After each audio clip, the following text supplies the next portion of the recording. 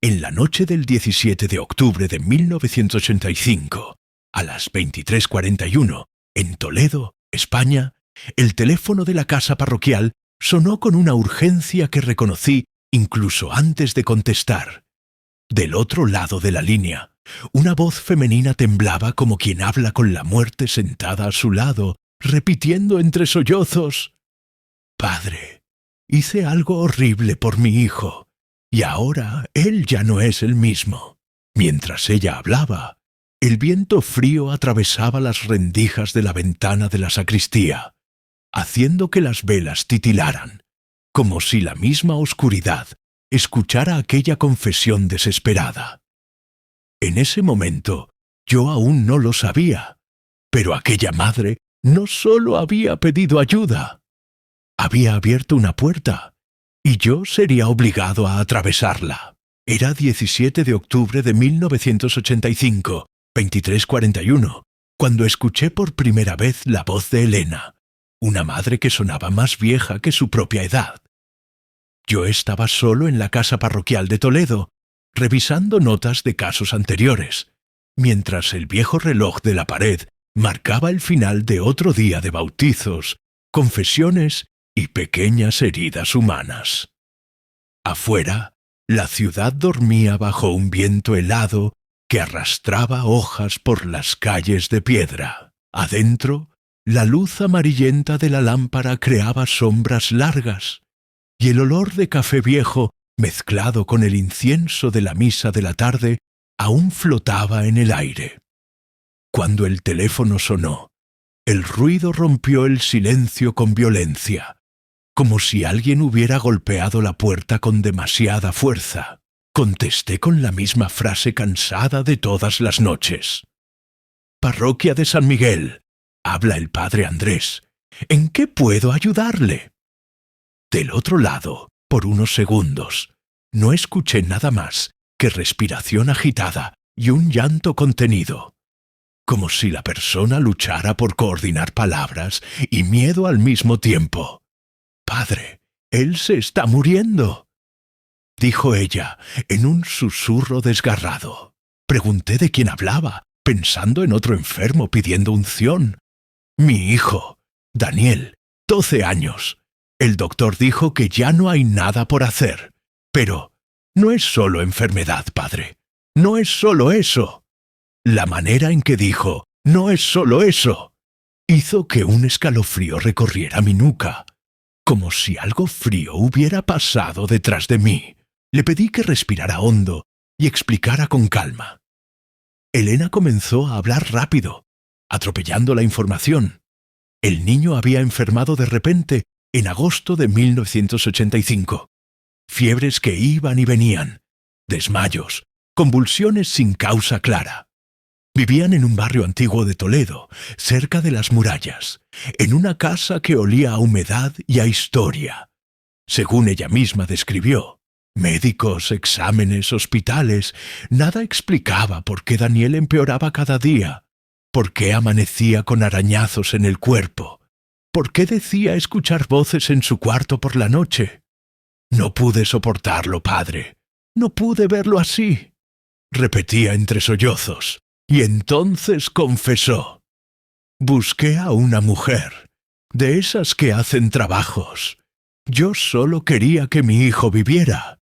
Cuando escuché la palabra pacto, el silencio de la casa parroquial se volvió demasiado pesado.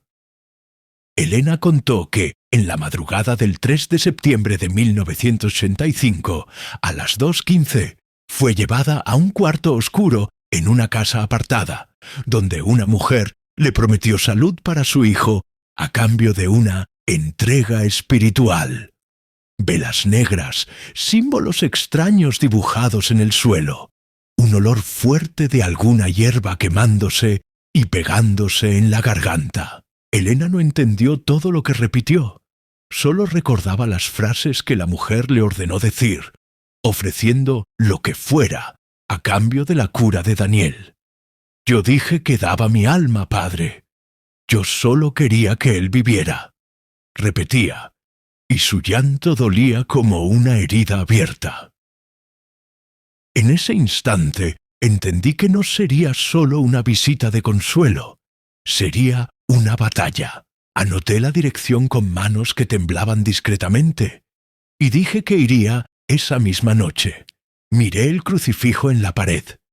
La figura de Cristo parecía aún más sufrida bajo la luz tenue. Me puse el abrigo pesado.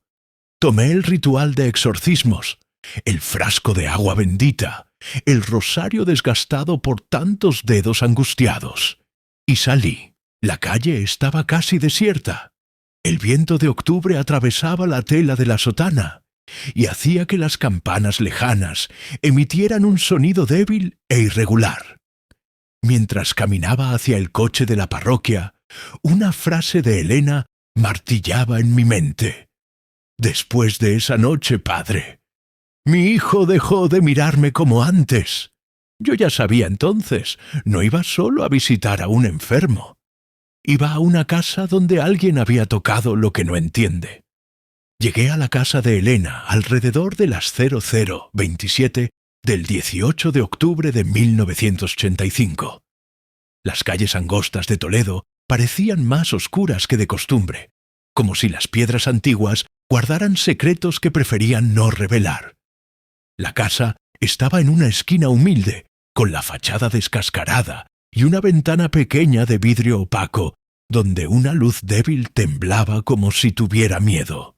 Antes de tocar la puerta, sentí un olor denso a humedad, mezclado con algo metálico, casi como sangre seca. El viento se detuvo de golpe, y el silencio de la madrugada se comprimió a mi alrededor. Golpeé 3 veces.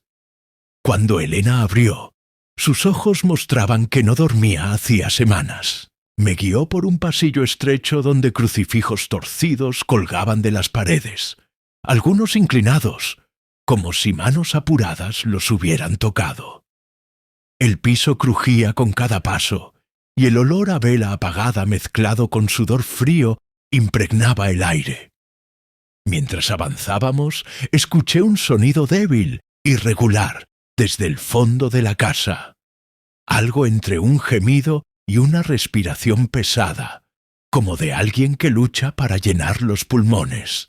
Es él, padre. Ya no duerme, no me habla como antes, solo repite cosas. Murmuró Elena, casi sin voz. Al llegar a la puerta del cuarto, ella se detuvo, tomó mi brazo con fuerza y sentí su mano helada y temblorosa. Él sabe que usted vino, susurró. Empujé la puerta lentamente. El cuarto era pequeño, con paredes de cal maltratada y un crucifijo sobre la cama. Pero algo allí estaba profundamente mal. La temperatura bajó de forma abrupta, como si hubiera entrado en una bodega subterránea. Mis manos hormiguearon y el aire se volvió más pesado, difícil de respirar.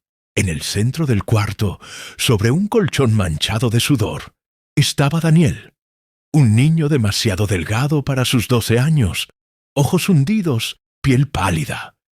Pero lo aterrador no era su fragilidad, era su mirada.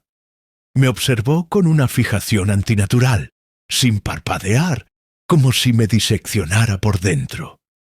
Sus ojos tenían un brillo oscuro, demasiado profundo para un niño. «Buenas madrugadas, padre Andrés. Tardó», dijo con una voz que no coincidía con su cuerpo débil. Era una voz grave, áspera, llena de ironía, como si otra criatura hablara desde dentro de ese pecho. Un escalofrío cruzó mi espalda. Elena se encogió detrás de mí, cubriéndose el rostro con las manos. Me acerqué con calma, abriendo el ritual, sosteniendo el crucifijo en el bolsillo como quien agarra un ancla. En las paredes había marcas, arañazos profundos, como si uñas hubieran rasgado el revoque varias veces, manchas oscuras donde la pintura parecía quemada. Al hacer el primer signo de la cruz, Daniel se rió. No era una risa de niño, era áspera, sin aire, larga, proveniente de un lugar profundo. El cuarto olió, por un instante, a algo podrido, como carne en descomposición. Un viento inexistente comenzó a mover las cortinas de la ventana cerrada, como si dedos invisibles las tiraran. Ella lo llamó padre, y ahora quiere devolverlo. La voz burló mirando a Elena. Ella cayó de rodillas, llorando. «Dios mío, perdóname, yo solo quería que viviera». El niño giró la cabeza lentamente, con una sonrisa torcida. «Y vivirá, mamá, pero no como tú esperabas. Yo entendí, no era sufrimiento humano, era otra presencia». Antes de comenzar el rito, pedí a Elena que saliera del cuarto. Dudó, pero sus rodillas ya no la sostenían. La ayudé al pasillo, donde una silla vieja sostuvo su cuerpo cansado y su alma aplastada por la culpa. Cerré la puerta dejando apenas una rendija. Dentro del cuarto, la temperatura cayó aún más. El vidrio de la ventana estaba empañado, como si algo caliente intentara escapar y no pudiera. Coloqué el ritual sobre una mesa pequeña, junto a una lámpara que titilaba, y saqué del bolsillo el crucifijo desgastado. Comencé con la oración inicial en latín, voz baja pero firme. Daniel, o lo que hablaba por él, observaba cada palabra como si analizara una amenaza. A medida que rezaba, comenzó a retorcerse, no como un niño enfermo, sino como alguien para quien la piel era demasiado estrecha para lo que había dentro. Las sábanas se enredaban en sus piernas, las venas del cuello se marcaban bajo la piel pálida. Cuando pronuncié el nombre de Cristo, escupió al suelo como si el sonido le quemara la lengua. Un ligero olor a azufre invadió el cuarto. Seguí rezando aunque la garganta ardía. La voz que salía de Daniel cambiaba de tono constantemente, burlona, furiosa, susurrante. A las 01:12 de esa misma madrugada, comenzó a recitar mis pecados más íntimos, dudas de fe, cansancios, temores que jamás había confesado a nadie. También tienes miedo, padre. Sabes que a veces rezas sin creer que alguien te escucha, dijo aquella voz, como un rugido contenido. Me arrodillé junto a la cama, presioné el crucifijo en su pecho y ordené en nombre de Cristo que cualquier espíritu ajeno se retirara. El cuerpo se arqueó de forma inhumana, la columna doblándose como un arco demasiado tenso. Las luces parpadearon. La lámpara casi se apagó. Un viento circular levantó polvo y movió las páginas del ritual. La respiración del niño se volvió un gruñido profundo, animal. La lucha duró largos minutos que parecieron horas. Cuando mencioné la oferta hecha por la madre, afirmando en voz alta que ningún pacto humano podía anular la misericordia de Dios, Daniel gritó, un grito no humano que hizo vibrar los vidrios y revolvió mis entrañas. «¡Ella nos llamó! ¡Ella nos invitó! Él era nuestro», rugió la voz. Repetí con firmeza que el niño pertenecía solo a Dios. Recité el pasaje del Evangelio sobre los poseídos, cada palabra como un golpe. Poco a poco, el cuerpo de Daniel perdió rigidez. Su rostro se relajó. Las venas dejaron de pulsar con violencia. Cuando el grito cesó, el silencio que entró en el cuarto no fue de paz, sino de agotamiento absoluto. Daniel cayó en la cama como un muñeco sin hilos, respirando con dificultad. Temí por un momento que hubiera muerto, pero me acerqué y escuché una respiración débil, pero regular. La temperatura comenzó a subir lentamente, como si el invierno invisible se retirara.